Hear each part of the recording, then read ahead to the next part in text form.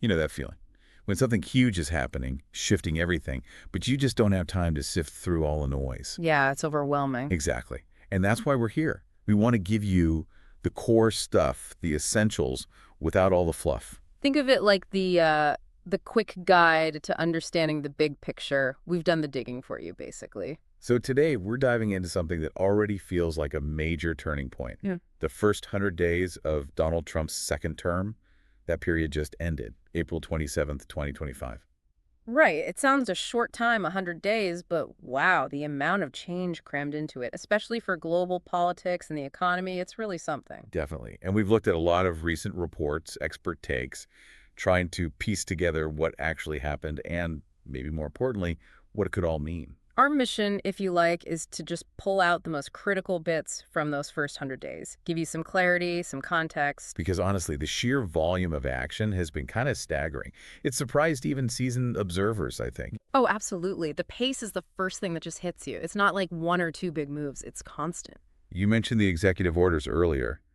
139 of them in just 100 days. That's a lot. It is. And alongside that, the declarations of national emergencies seem almost routine now. Which isn't normal, right? Yeah. Declaring emergencies gives the president extra powers. Doing it so often, it feels significant. Very significant. It suggests a strategy, maybe, to act fast, perhaps to get around the usual legislative hurdles. It makes the whole global scene feel like, I don't know, a really intense board game. Like Risk, but with, real countries and economies. That's a good way to put it. High stakes. And when you layer the economic reactions on top of that fast pace, well, you start to see the pattern. Yeah, the economy's been front and center. Those tariffs imposing them, then pausing them. Yeah. Been busying. Whiplash, almost. Businesses hate that kind of uncertainty. Global trade needs predictability, and that's been lacking. You can see that reflected in what the big institutions are saying. The IMF, for instance. Right. They've already cut their global growth forecast down below 3%. And they're pointing fingers directly at this uncertainty. It's not just the immediate hit, is it?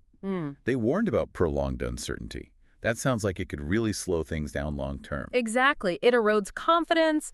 Businesses hold back on investing, hiring, and we're seeing jitters in the markets too. Oh, yeah.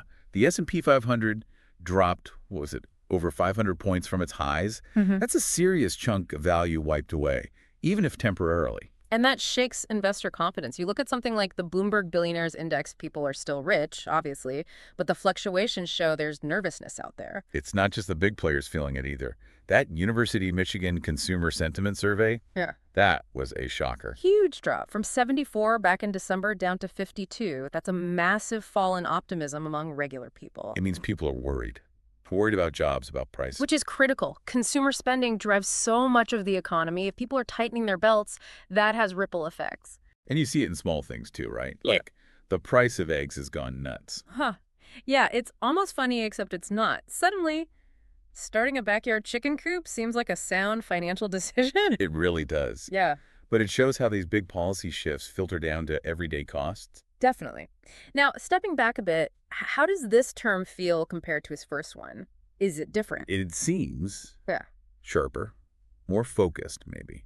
And the Republican Party seems much more lined up behind him this time. That's a key observation. Less internal friction, perhaps. A clearer playbook from the start. Right. You had House Speaker Mike Johnson saying, everybody wants to be on this train, not in front of it. That quote really stuck with me. Wow. Yeah, that says a lot about the party dynamics. Less resistance, more eagerness to follow the lead. Which probably explains the heavy reliance on executive power we talked about. The orders, the emergencies. It's definitely a primary tool, and the Brennan Center flagged this. There are apparently 137 different laws that give the president extra powers during emergencies. That's a huge toolkit to draw on. Covering everything from industry control to, well, all sorts of regulations. And maybe predictably, it's already being challenged in court. Yeah. 12 states taking legal action already. That was quick. It was bound to happen. These suits usually argue the president's overstepping his authority, moving into Congress's territory. We're seeing these powers used in specific areas, like energy, a big push for more drilling, more refining, more production, fast. Right, aiming for energy independence, approving projects quickly. That has big implications for environmental rules, for the energy market itself. And then there's the invocation of the Alien Enemies Act. That's an old one, right? Very old. From the 1790s, it gives the president broad powers over non-citizens during wartime or emergencies. Applying it to current migration flows is, well, it's controversial Yeah. and legally novel. And for the tariffs, the main tool seems to be the International Emergency Economic Powers Act, or IEPA. Yes, IEPA. It's Yeah. very broad, allows the president to regulate trade if there's a perceived threat, gives a lot of discretion, which adds to the uncertainty. And all this seems to be landing hard on corporate America. We're hearing about supply chains getting tangled again, Absolutely. Investment plans being slashed or put on hold. and companies giving really vague or even no guidance about the future because they just don't know what's coming next. That lack of predictability is poison for business planning. Why commit millions if the rules could change overnight? Let's circle back to those tariffs for a second. The whole on-again, off-again thing. You called it a failed magic trick earlier. Well, it feels a bit like that. High tariffs one day, maybe pause the next.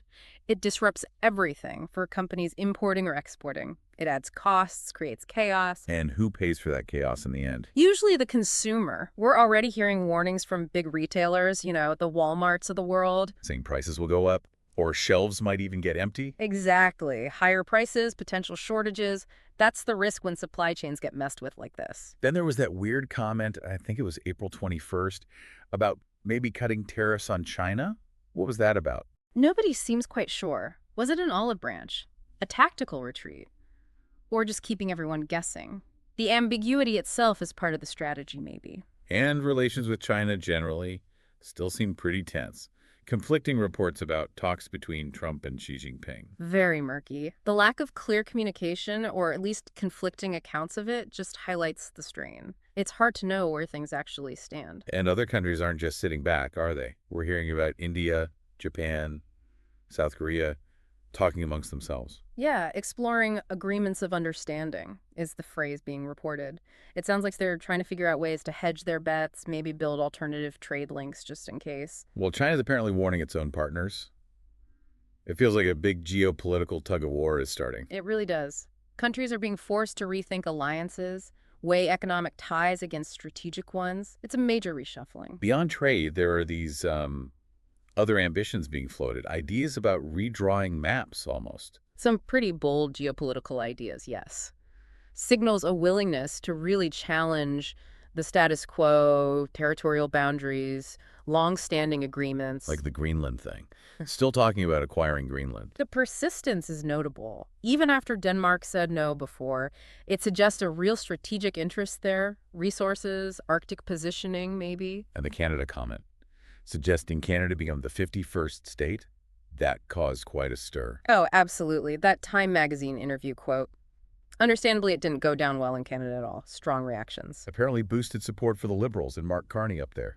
You can't make this stuff up. And then mentioning taking back the Panama Canal. Yeah, another one that touches on history but has huge modern-day implications for sovereignty, international law. Definitely could strain relationships in the region. Plus the focus on getting mineral rights in Ukraine, while also calling for, Gaza to be vacated, but sending more aid to Israel. It paints a very transactional picture of foreign policy, prioritizing perceived U.S. interests, whether economic or strategic, very directly. Okay, so lots of action, lots of ambition. But what about the promises? The big ones, like ending the Russia-Ukraine war in 24 hours. Well, that clearly hasn't happened. We're 97 days in as of April 27th, and the conflict is tragically ongoing. It highlights the immense complexity of these situations. Russia rejected his peace plan, apparently. And even people like Boris Johnson were critical. Trump even posted Vladimir, SOP, on Truth Social. Right. It shows the limits of perhaps unconventional diplomacy or bold pronouncements when faced with deeply entrenched conflicts. Traditional diplomacy often takes time and nuance. Same for Gaza, really. Calls for more aid, but no real peace deal in sight. The situation there remains incredibly complex and tragic, defying easy solutions despite the calls for action. And the tariffs haven't delivered that promised economic reset yet, have they? Not in these first 100 days, no. As we discussed, the main effects so far seem to be uncertainty and disruption rather than a clear, positive shift. So how's all this landing with the public? The polls suggest it's pretty divided. Less than half the country seems to approve of the overall direction so far. Interesting. Though there was that one move that seemed maybe more conventional. keeping Jerome Powell at the Fed. Ah, yes, that was significant. And reports suggest Treasury Secretary Scott Bessent was key in that decision. Bessent, seen as having Wall Street's ear. Exactly, often called the voice of Wall Street within the administration. It suggests that even with a disruptive agenda, there's some recognition of needing financial market stability. Powell represents continuity there. But the markets are still volatile, reflecting that tension maybe. I think so. The uncertainty hasn't gone away. The market is still trying to figure out the long-term implications of everything. Even though the rhetoric from the administration remains pretty bullish, emphasizing growth and wealth. Maintaining that optimistic narrative is important for them, of course. Projecting confidence, trying to shape sentiment. Going back to the inauguration, that line about increasing wealth and expanding our territory, it really did set the tone, didn't it? It certainly did. It signaled right from the start that this term would be about big, potentially transformative changes domestically and internationally. A departure from the norm. And disruption feels like the right word for these 100 days, challenging norms, shaking things up across the board. Without a doubt, it's been a consistent pattern. Hmm. And everyone, individuals, businesses, other countries, is having to adapt incredibly quickly. But we need to remember, behind the headlines and the policy debates, there's a human cost, isn't there? Absolutely crucial. These aren't just abstract policies. They affect real people's lives profoundly. Higher prices for families, the fear and uncertainty for immigrants, the terrible suffering continuing in Ukraine and Gaza. All of that. The human dimension is critical. And of course, people see these changes very differently depending on their own situation and perspective. Supporters see necessary change. Critics see dangerous disruption. So wrapping up this whirlwind 100 days, what are the main things we should take away? I'd say.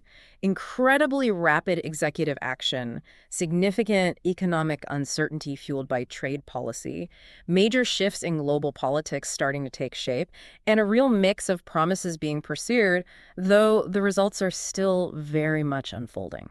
And hopefully for you listening, this has helped cut through some of that complexity, giving you a clearer picture of this really intense period. That was the goal, to just synthesize the key information, provide that context so you can make sense of it all. So maybe the final thought to leave you with is this.